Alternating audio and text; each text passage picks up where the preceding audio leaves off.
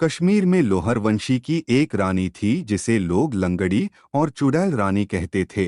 परंतु वह बहुत ही बहादुर और सुंदर थी। उसके चर्चे संपूर्ण भारत में थे। प्राचीन संस्कृत कवि कल्हण ने कश्मीर के इतिहास की सबसे शक्तिशाली महिला शासक दिद्दा का उल्लेख किया है। आखिर क्यों उसे चुड़ैल कहा जाता था और क्या है उसकी दास्तान, आओ जानते हैं। महान नायिका रानी दिद्दा 958 1003 एक कश्मीर के राजा क्षेमेंद्र गुप्त एक बार आखेट पर निकले और उन्होंने एक बहुत खूबसूरत लड़की को देखा और वे उसे दिल दे बैठे, परंतु वह लड़की अपंग थी। राजा ने फिर भी उससे विवाह किया।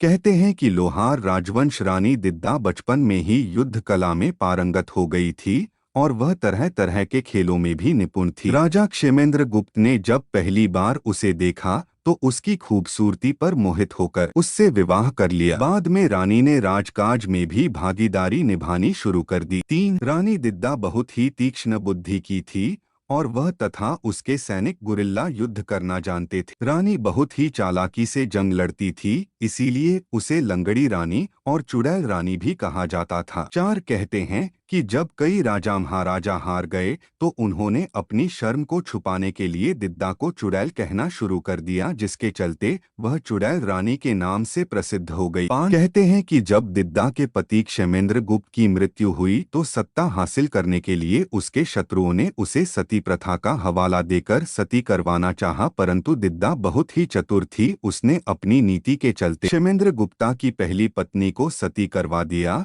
और अपनी शर्तों के बल पर राजगद्दी पर ताकतवर महिला बनकर बैठ गई और उसने लगभग 50 वर्षों राज किया। 6 अपनी पत्नी की बहादुरी के चलते ही राजा क्षेमेंद्र गुप्त ने अपने अपने नाम के आगे दिद्दा लिखवाना शुरू कर दिया था। उसने अपनी पत्नी के नाम पर सिक्का भी जारी किया था।